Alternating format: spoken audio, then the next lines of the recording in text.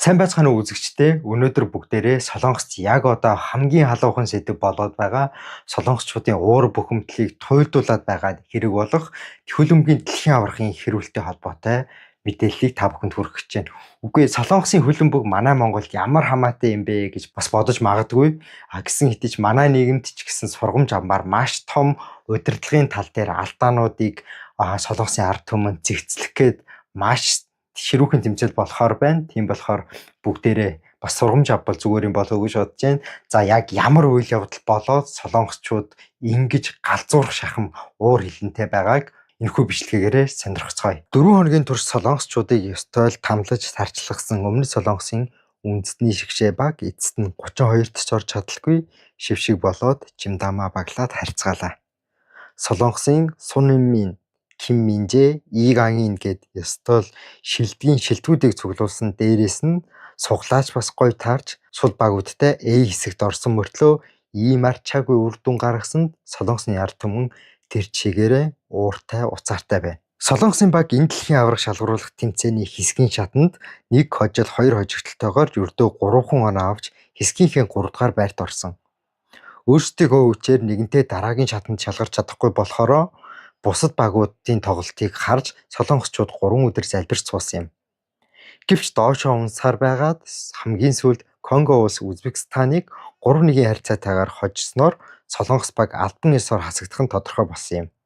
Хэрэв та бүхэн одоо солонгосын мэдээ телевизүүдийг үзэх юм бол хэвлэлүүд энэ сүрлийн шалтгааныг 4 үндсэн зүйлээс болсон гэж маш детальчилж шүмжилж бичиж байна. Тэдгээрийг дурдвал нэгдүгээрт энэ бол гинтийн зүйл биш, айл эртнээс урьдчилан таамаглаж болох цөөрөл байсан гэж үзэж байна. Өмнө нь Клинсман гэдэг тасгалжуулагчийг хөөж явуулахдаа асар их хэмжээний торгуулийн мөнгийг үрсэн. Үүнээс бодоод холбооны систем бүрэн унаж Солонгос улс 40 жилийн түүхэндээ анх удаа Парисын Олимпиад оролцох эрхийг авч чадлагүй унсан юм. Тухайн үеэс эхлээд Солонгосын хөлбөмбөгийн багийг дээшлүүлэхийн тулд юу ч бэлдэж хийгээгүй учраас дэлхийн аваргын хамгийн шилдэг бүрэлдэхүүнтэй түүнтэй баг энэхүү нурж унсан байдаг. Хоёрдугаарт яригдж буй гол шалтгаан нь Хунмёнбу тасгалжуулагчийг томилхтой холбоо нь ямар ч дүрм журм баримтлаагүй хууль бусаар дур мэдэн шийдвэр гаргасан байгаа юм. Гадаадын чадвартай тасгалжуулагчийг зүгээр л хасаад ямар ч ярилцлага шалгалтгүйгээр Хунмёнбуг тавьчихсан. Үндэсний шигшээ багийн тасгалжуулагчийг сонгох удирдах зөвлөлийн 11-р хурлын албан ёсны баримт бичиг бэлэн байсаар байтал хөлбөмбөгийн холбооны ерөнхийлөгч Цом Мёнгю Солонгосын парламентод үндэсний ассамблеийн өмнө тийм хурал огт болоогүй гэж улаан цагаан худлаа яриад баригдсан юм. Солонгосчуудын хамгийн эмзэг сэдэв болох шударга байдал зарчмыг эвдсэн учраас шигшээ багийн уур амьсгал анхаарал тэр жигтэй сарнсан гэж үзэж байна. 3 дахь шалтгааныг Солонгосын спортын сэтгүүлчдийн бичиж байгаагаар засгалжуулагчийн тактик маш муу байлаа, бүр орчин үеийн хөлбөмбөгөөс дэндүү хоцрогдсон явдал байлаа гэж үзэж байна. Миний хувьд Солонгосын 3 тоглолтыг үзсний хувьд маш муу тоглолт байсан гэдэгтээ яалтчгүй санал нийлж байна. Ялангуяа өмнөд Африкийн эсрэг сүүлийн тоглолт зүгээр л тэнцэхэд дараагийн шатанд шалгарах байсан болохоор ямар ч тактикгүй, ялах хүсэлгүй зөвхөн хамгаалсаар байгаад л хожигдсон. Сунминийг хүртэл эхнээс нь тоглоулахгүй сэлгээнд суулгаад сүүлийн хэсэгт гаргаж ирээд гол хийлгэнэ гэсэн ямар ч логикгүй тактик хэрэглэж багийг тэр чигт нь баларчглаа. Тэгээд баг нь хожигдож цаг дуусаж байх үед тасгалжуулагч Хунмёнбу талбайн хажууд гараад тоглогчтой уриалах, хашгирах, байрлалыг нь засахын оронд сүүлийн 10 минутад зүгээр л эрүүгээ тулаад нүрээ бариад сууж байсан. Солонгосын фэнүүд бүр